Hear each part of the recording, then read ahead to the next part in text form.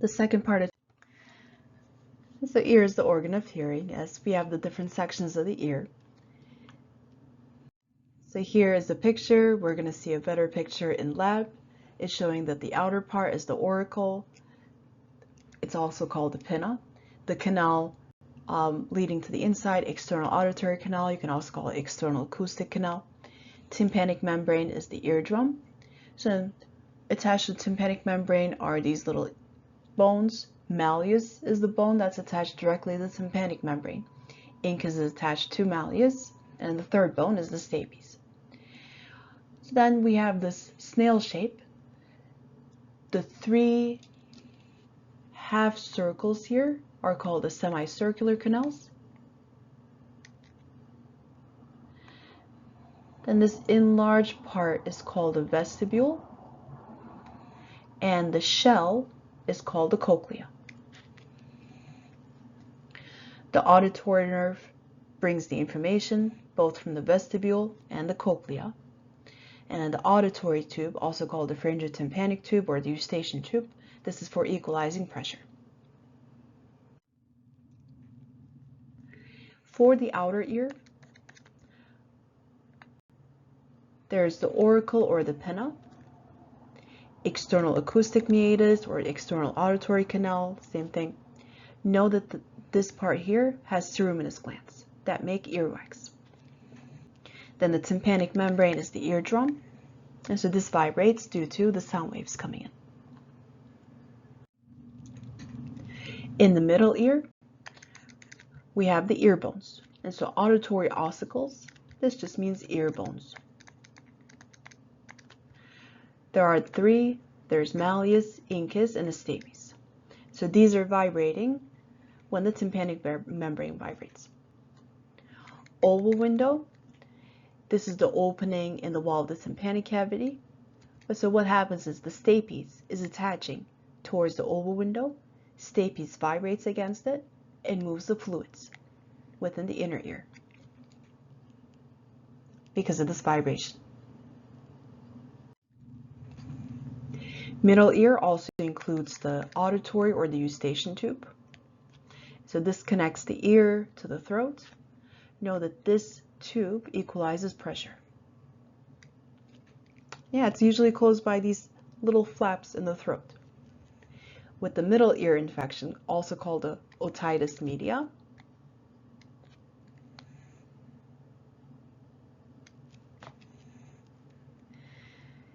this is treated by attaching a tube and draining it. So the tube is called a tympanostomy tube. This is done with the drainage through the tympanic membrane. Next, with the inner ear, so this is the snail shape. And so the snail shape is also called the labyrinth.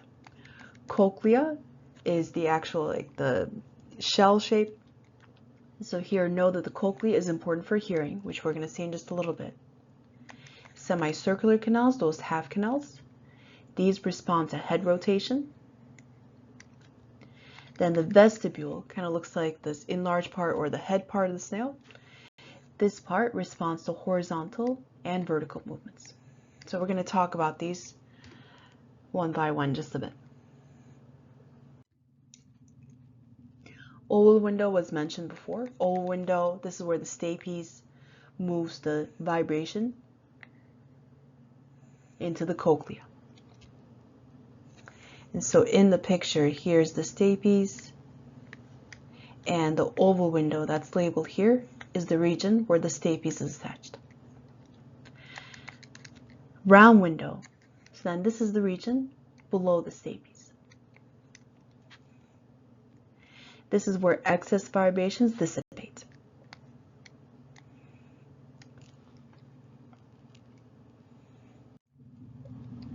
Here's a picture of the cochlea when it's cut across. There are these spaces inside. So we can see in this picture here. And so then the second picture bottom, this is showing those spaces. And so there are different ones. So this is showing just the one set. Well, in this central part of it is where the hair cells are located. And so hair cells are what pick up this vibration and become activated. So spiral organ, this is the region that includes the hair cells. So in this picture on the right side, spiral organ is this central region, or also you can see here. And so within are the special cells, the hair cells. And so this is considered the organ for the sense of hearing. Okay, so know that here we have the hearing receptor cells, or the hair cells. These hair cells have the extensions called the stereovillia or stereocilia. So they look like little hairs, they look like little cilia. And so what happens is the vibration, when the vibration comes in, this causes the stereocilia to contact and bend across the tectorial membrane.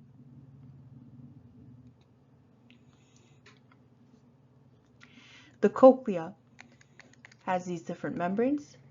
Vestibular membrane. This membrane separates the scala vestibuli from the cochlear duct. There's the basilar membrane. Know that this one is located under the spiral organ, or under the hair cells. Let's put a double star with this one. Then the tectorial membrane.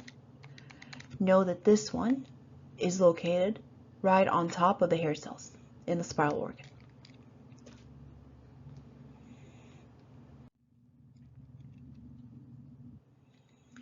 So here, what's happening is when the vibration comes into the ear, so first the tympanic membrane vibrates, so the vibration is transferred through the little ear bones, through the stapes.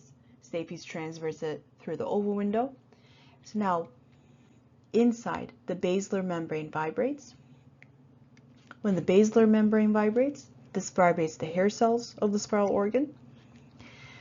So when they vibrate, their little cilia, those stereocilia, end up bending, and this leads to the activation of the hair cells.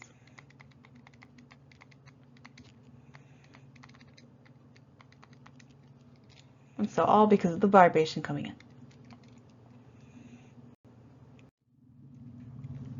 When the hair cells are activated, this information is then sent through the cochlear branch of the vestibulocochlear nerve. Then the information goes to the medulla oblongata, the midbrain, the thalamus, and finally the temporal lobe. Let's put double stars by this to know the pathway. Okay, so that was for hearing. Next, we're going to go through the different parts in the vestibule, these two different parts. So then these are going to pick up movement of the head. Inside these regions, utricle and the saccule, which are labeled here on the right side on the picture. So it says here vestibule. Within the vestibule, there's the utricle and the saccule.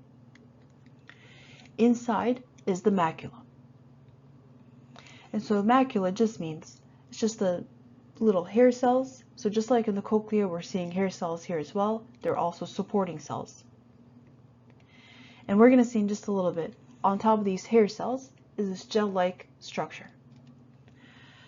So I'll show you how the utricle responds to horizontal movements. For example, riding in a car or running, versus the saccule. This responds to vertical movements, such as riding in an elevator. Alright, this is what the macula looks like. So this is found inside the utricle and the saccule. The bottom part is where the hair cells are located. They're also supporting cells. But in the upper part is this gelatinous material. And on top of this gelatinous material are otoliths. And so otoliths are like little calcium crystals. So when the head position changes, the otoliths end up shifting. And they pull on this gelatinous mass. And while these hair cells have the little cilia, this ends up bending the cilia of the hair cells. When the bending of the hairs occurs, this results in action potential nerve impulses, which are then carried by the vestibular branch of the vestibulocochlear nerve. Okay, so now just to show you how this is happening, I'm going to make some drawings.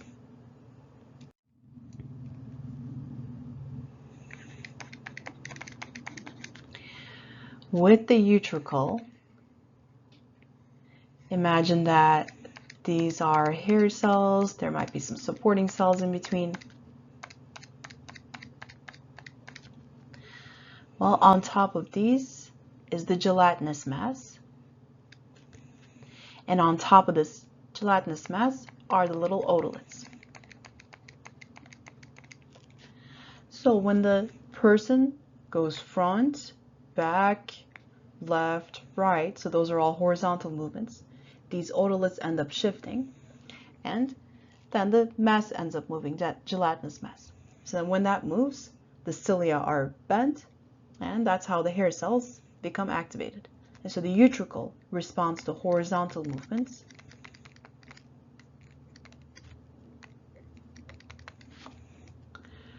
versus the saccule. Here the macula's position is instead on its side. So here we have the hair cells once again, but now they're in this position. There's still that gelatinous mass, there are the otoliths, and so this is why the saccule responds to vertical movements. If you go up, down, all these otoliths are going to shift based on the direction. This is going to shift the gelatinous mass, and so that's why the saccule picks up vertical movements.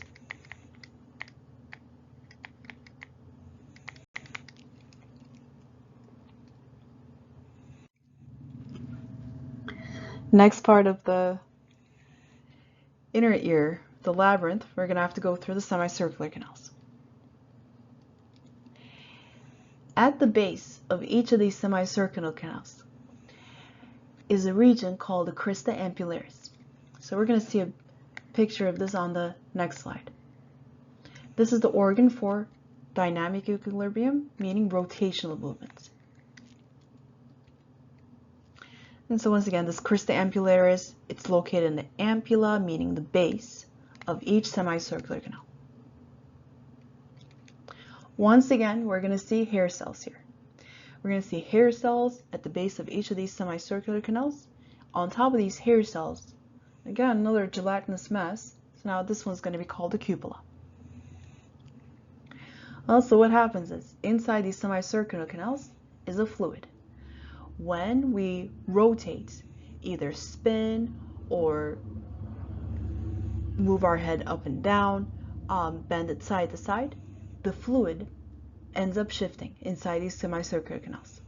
So when it shifts, the cupula, which is the gelatinous mass, it ends up bending, and this then ends up bending the cilia of the hair cells. And so let's look on the next slide and see this.